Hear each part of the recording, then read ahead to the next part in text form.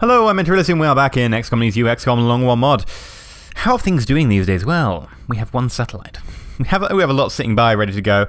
Well, 2 sitting by, ready to go. We've also got 2 in the building process, planning to cover America soon. So, other than that, I think we are in the process of just waiting to see what the aliens throw at us. Hopefully something that gives us a lot of money. That would be particularly nice. Ah, that workshop's going to be finished before satellites are. Good. Want the rebate on that. Bam! Dusk and Day return to active duty, and Intel reports heavy UFO activity over South Africa. I'm guessing that is where this is. Yes, it is. $80 and light activity. Well, this says to me we take at least 2 recruits, and then we pack. Go for an easy mission. Crack it out. Smack everything up. Get some money. Okay? $80, not to be trifled with. Especially if there's meld. If there is meld, we can probably knock up to the value of a satellite almost. Be shy about $12 or something. So, we will... I really want a clear all button. Come on. Boop. Also, I'd like, if I mouse over these, clear, watch. Oh. It's doing it this time. Sometimes you mouse over them, those buttons at the bottom don't appear. Like there, look. I'm still selecting the previous unit. I can't... You can click to make it go, but it's kind of annoying that the actual highlighting doesn't work. Maybe it doesn't work because I do... No. Oh.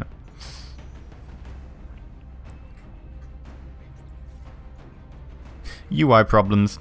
Yeah, this game has UI problems. UI is my thing. I will always pick up those UI problems and then condemn you for them if you put them in your game. Wow, that's only 2 hours doing that mission and getting back, and then the bit that we accelerated because Matt's on 22 hours is now down to 20. Okay, I believe that means we have to take Jim. Now, I would love to get the next level of our officer training school, which will provide us with a couple more dudes, and the next level of promotions isn't that important. It's the fact you get extra dudes is important. So we can actually get some more lieutenants. Currently we are working off 3 of them, and it's running them ragged. To be fair, we've run a couple of missions without them, which is not ideal. So we take Jim, Thunder Sterling with your dashing red hair and good looks. Let's just make items available quickly. Standard loadout, laser carbine, rocket, and a scope. Now, someone did suggest we take a shredder instead of a scope.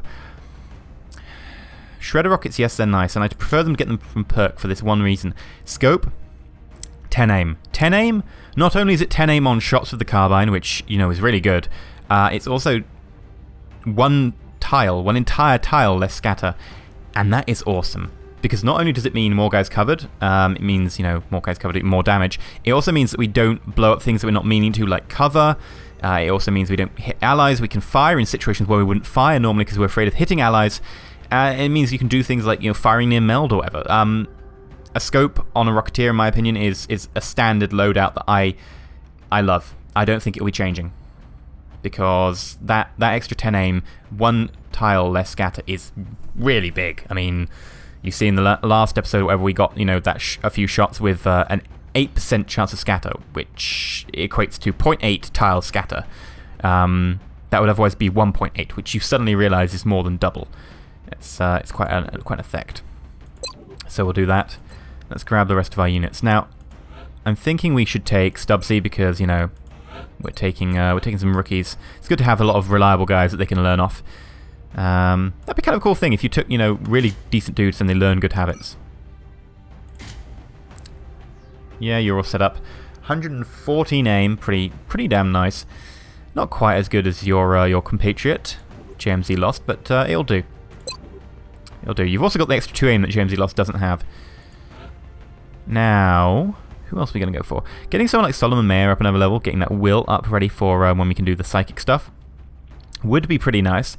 Of course, that would require us to do that, and we do have some better options in terms of who to take, but I honestly think that maybe taking Solomon Mayer is not a bad option in terms of, you know, just overall, especially considering it's not a particularly hard mission. With that aim, I believe we're cracking you out on a laser rifle. Getting you 90 aim is pretty good. That gives you about a 70% chance to hit in most circumstances. So, let's also take Sakagawa. Now, this is a very nice core, a great Rocketeer, or a good Rocketeer, a great sniper, a great medic, and, you know, a fairly decent infantry. Nothing to complain about. Let's pop out the last scope. And I believe we can actually put you on the heavy laser rifle with 92 aim. It's not great, but it's enough to do damage. and that's mainly what you're about, getting a lot of high damage shots downrange, rather than you know, actually getting those placement shots, which we're relying on the sniper for. The sniper's about securing the kills that we need to. The infantry is about getting the damage. Okay, the sniper's about bringing the sniper's about, you know, doing those shots that we need to hit, otherwise we're screwed, the flank shots and stuff. Whereas the infantry is more about dishing out damage. You know, of course, being able to take as many shots as possible with the high cap mags and so on adds to that. That's the turn you'll be able to get an extra shot in. So, who do we take? Well, I'm tempted to take someone like a low-level gunner. Getting a gunner up a nice level would be particularly useful. So we'll take a gunner, and then I believe we take rookies. We do have a medic. We have a sniper, we have a rocketeer, we have an infantry. Nothing to complain about there. Putting a gunner in means we're not taking a rookie, but it also means that since you're only like a first level, I believe you are, means that we can get you nicely up that last little bit. Now I will go for high cap mags on my gunner. Now there is a reason I do that. It's because the suppressing fire takes up 2 shots of ammo, and you know, I'd like to be able to get suppressing fire as much as possible downrange. The damage is nice, but suppressing fire is particularly useful. And I believe we pop a smoke grenade on you. Now I just tend to find that in the turns that I want to be able to use smoke grenades, I tend to not be firing. So it just tends to be a decent option. There are other options, of course. We could always chuck a scope on there for the extra aim, but like I say, they're not so much about the damage. They are a bit about the damage, of course, but getting that that suppression in is pretty tasty. Now let's go all the way to the bottom and grab ourselves some promising rookies. Malice Draco, 13 moves, pretty good. 66 aim, above average, goes on the team. And only the 2 people injured are scouts. Huh. Where are you? Angus McDougall. Oh, wait. No, that will. No, not gonna happen. Not gonna happen. I will keep doing that. That's gonna happen a lot. I remember saying that beforehand. It's like, you've got good stats, and then as an afterthought, I always check the will and go, no.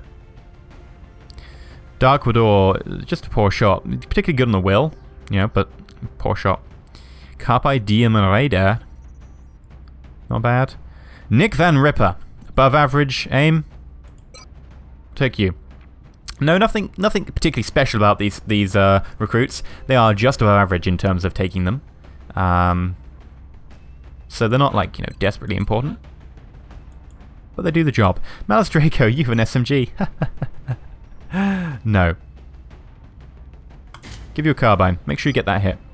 We'll also run you to a chem grenade and a battle scanner.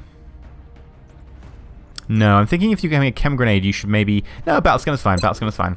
Don't second guess that. And then you can have a laser rifle, the backup medkit, and... yeah, flashbang. Seems to be pretty good. So we've got, you know, our 2 aim debuffs. Anti-squiddy. Backup medkit. And we've got our smoke. I feel that this is a nice loadout. Let's launch the mission. Haven't forgotten anything, have I? Nope. We aren't taking a scout, but then again, I don't think we have the option of a scout. Our last scout was taken on a mission and still has 3 days cooldown, because this mission only took place 2 hours after we started the last mission, apparently. So, travelling there only takes us about 45 minutes or an hour or something. An hour? About an hour. It's an hour travel from Japan to South Africa, if you did not know. It's a pretty quick flight. You know, advances in air travel these days are amazing. Oh, this map, not terribly bad. A lot of low cover, however. We've picked up a local broadcast indicating alien activity within a major metropolitan area. Yep. We should get down there and eliminate any hostiles. Okay, you know, the picture says 1,000 words, and you say too many to add to that, because we already have the 1,000 words right here.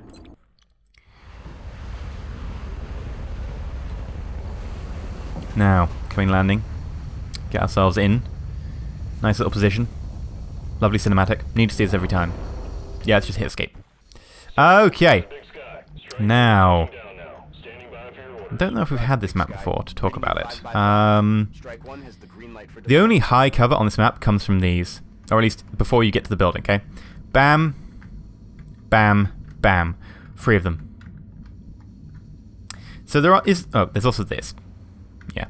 So the options are going this way. There's no high cover between here and here. Not gonna happen. This way, 1, 2, 3. My preferred way. So, let's begin. Now, of course, we are going to see who can make that furthest high cover. And it appears Mouse Draco can, so I'm going to use Mouse Draco to get there. Cyberdisk. Overwatching on that first turn, we do not have a scout. It's officially the day that it looks like we're going to die. We need to get to cover. He's... Oh, hi Meld. Yeah, totally relevant right now. Okay, Overwatch first turn, first move. Cyberdisk. What do you do? What do you do? What do you do? It's a little bit bullshit, but...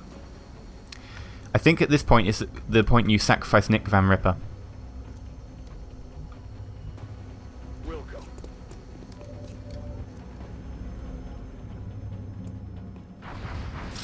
And it's a miss. Nick, you have deserved your chance to stay in the XCOM project for now. Well done. As per usual, we don't actually offer any benefits. People don't tend to live long enough. So let's move the scout back, the sniper back. There's no point in moving the sniper. Scout, sniper? Very different things. Similar, but very different. Forwards. We do have Jim Thunder Sterling getting a little bit closer because you are going to be very important.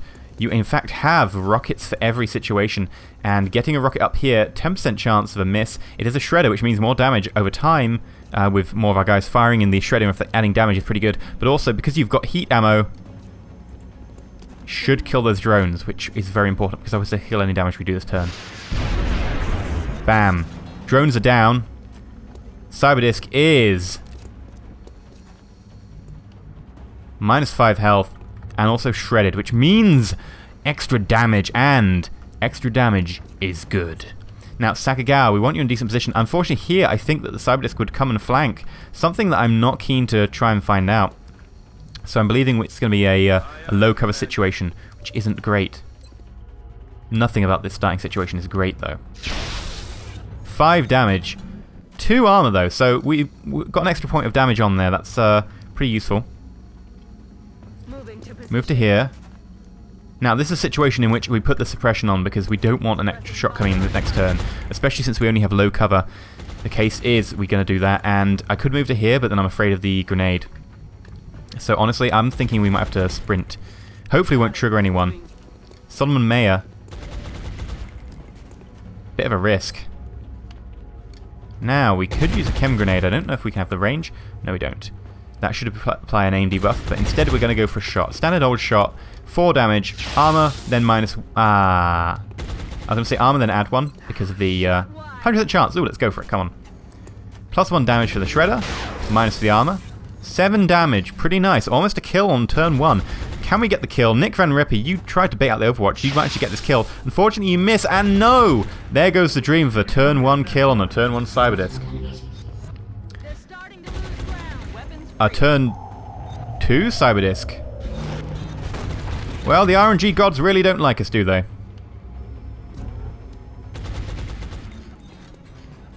Here we go. It's a miss. So, what have we learned from this? Well, we learned that the RNG gods really have a thing for me today. Now, Jim Thunder Sterling can in fact probably hit that Cyberdisk up here with heat, which is something I'm going to go for.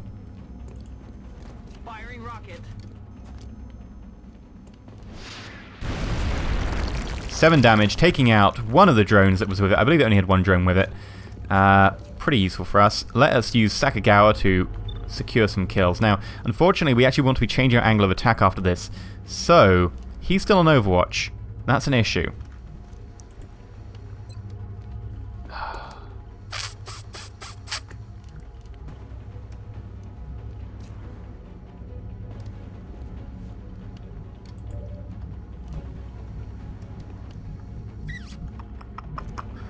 Because he'll get flanking next turn. I really don't want him to get flanking.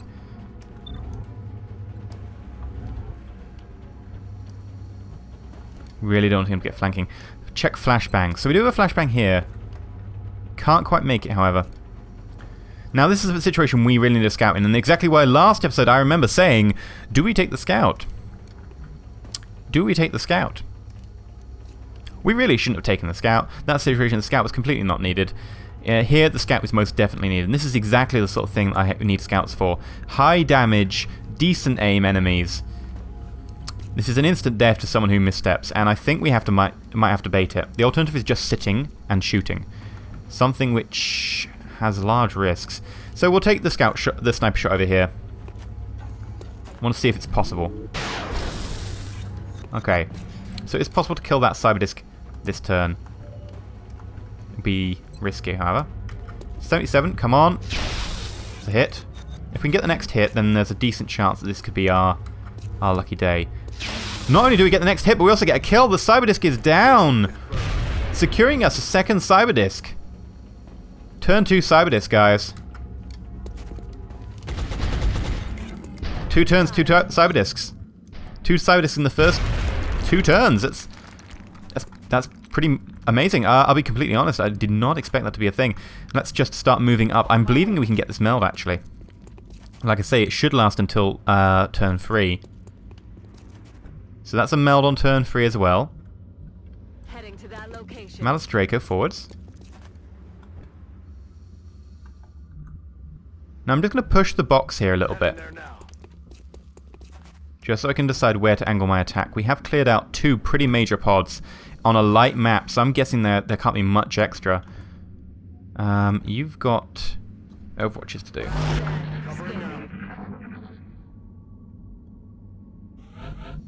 Okay.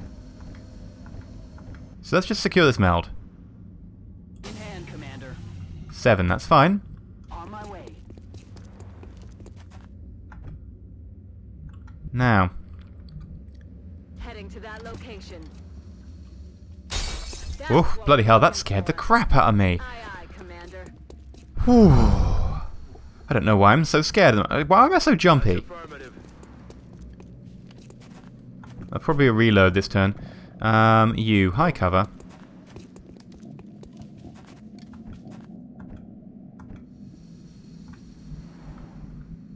I'm on it, Commander. That should give you a pretty good aim over the rest of the map. So we are going to go for a bunch of reloads, I believe. It might even just be a turn of reloading. I actually want to sprint Jim just because I want him in position with that rocket. If he doesn't sprint, he won't have quite the field of fire I want. So this is a turn where everyone reloads. Ready to engage. Who can? Okay, so there is a meld up there. Probably guys right next to it. My guess is there'll be a pod there. So I believe we need to get everyone in position for a breach. Now, that meld might well pop before we get there. It's something I'd like to be able to get, but again, I'm not going to risk lives on a bit of a fantasy of being able to get some extra meld.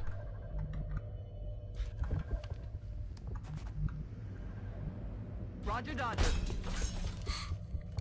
Next turn should see 2 guys being able to shoot into that room, though. Pretty useful. We'll move Jim up. Now, Jim can, of course, make his own way into the room using the good old-fashioned method that's tried and tested called blowing the crap out of the walls. Something I'm hoping we can maybe do. Why are we so violent against those windows, eh? What would they ever do to you? I'm going to sprint all the way into the open just because I don't think we're going to be testing anyone this turn. I'm not going to go all the way around there. Just too much risk of triggering someone. On my way. Any further, there'd be risk we could see through those doors. Let's move you to here. You do a snapshot so you can actually be useful. And now no one has been triggered, so hopefully no one will turn up this turn. And here we go. That's affirmative.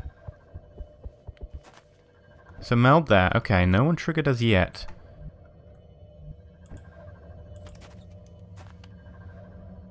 Okay.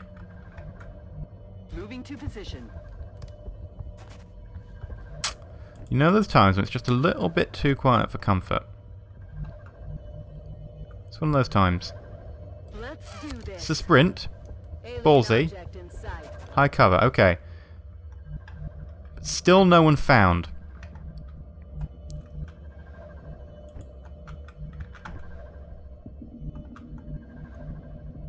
And there's meld out there that I've completely missed so far. Completely didn't notice that one. That could be an extra money, but I bet that one will disappear next turn. Let's actually get ready to breach. Okay. Moving Stubbsy here will give us a bit of a clean field of fire. Right, so they're out there.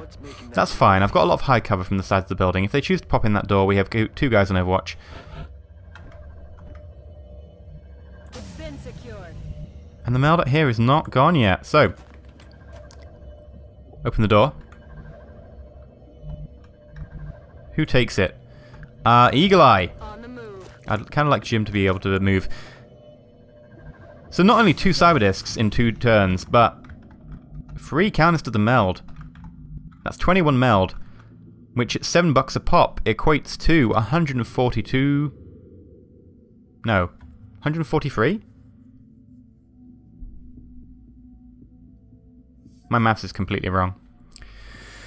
7 times 7 is 49. 3 times 49 is 147. That wasn't so hard. Right, now, move you to here. Aye, aye, Commander. Move you to here.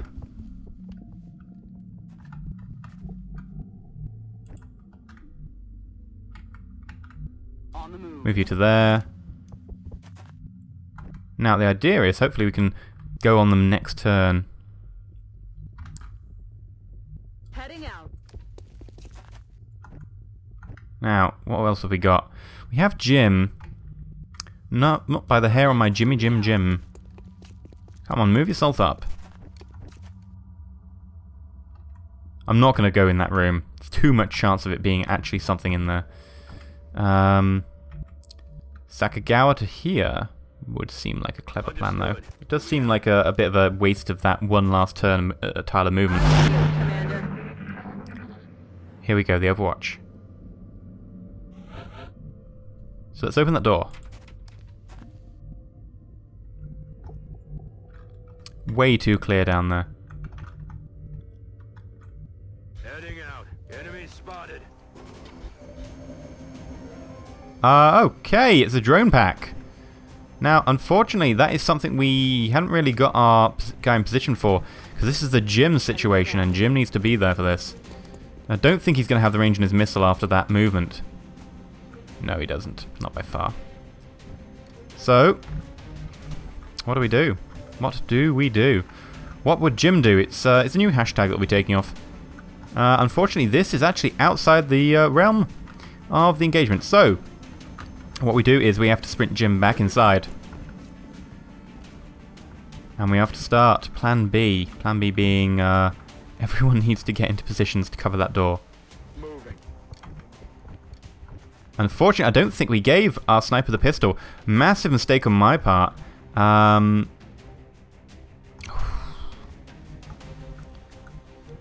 sniper back to here. Hopefully act as bait.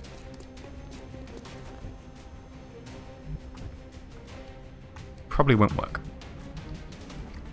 Moving out. Eagle Eye, move up. Malus Draco, move up. Heading to that location. Wow, so violent today. So violent. I'm on it, Commander.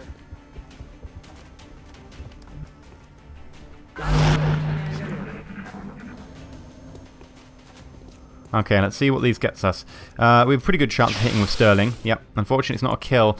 Might get a repair from another drone on that one, which would waste the drone's turn.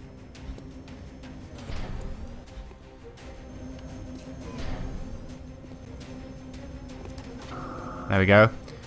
We have repair there, and the last drone. What's the last drone going to do? This one went forward, this one went to repair, and this one went to market apparently. He's just gone off to market.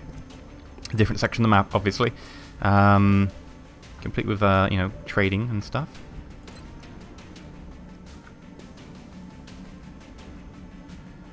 Now, I've learnt my lesson, by the way, in regards to rockets from, like, you know, 15 episodes ago. Sakagawa is going to GTFO. To here. Let's just hope that the rocket opens up a hole in the wall. Come on, give me my rocketeer. Sterling is going to fire. Rockets away. I give you sterling service. Boom! Way so much overkill for drones. And let's just wait for the last one to come back. Because it probably will.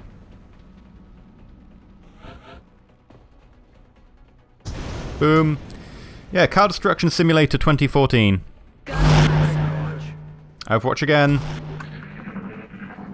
I'm not going to hunt a single drone. Shut up. Listen. ET's trying to crawl up Come my on, line. please tell me you got this.